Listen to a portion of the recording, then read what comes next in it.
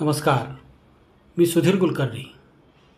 मित्रो, समोर बघताय ती येरळा नदी आहे.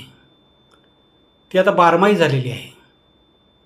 येरळा ही कृष्णेची उपनदी सातारा जिल्ह्यातील खटाव तालुक्याच्या उत्तरेकडील म्हस्कोबा टेकड्यामधून ती उगम पावते. वर्धनगड महिमानगडच्या दरीतून ती वाहते. साधारण या नदीची लांबी 1.25 किलोमीटर आहे. सांगलीजवळ ब्रह्मनाळ येथे ती कृष्णेला मिळते.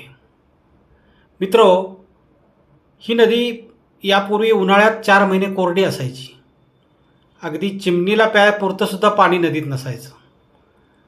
पण ज्येष्ठ नेते यशवंतराव चव्हाण व वसंतदादा पाटील यांनी कृष्णेचे पाणी दुष्काळी भागाला देण्याचा संकल्प केला आणि त्या कल्पनेतून ताकारी पाणी उपसा योजनेचा जन्म झाला.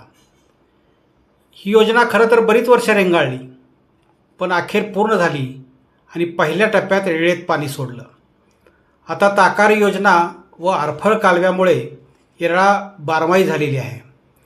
त्यामुळे दोन्ही काठावर 10-15 किलोमीटरचं क्षेत्र सगळं बागायत झालेलं आहे. याच धर्तीवर आता म्हैसाळ आणि टेंबू योजना सुरू झालेल्या आहेत आणि सांगली सातारा जिल्ह्यातल्या दुष्काळी पट्ट्याला त्याचं पाणी मिळतं आहे आणि त्या पाण्यामुळं शेती व शेतकऱ्यांचं सगळं भाग्य उजाळलेलं आहे. धन्यवाद.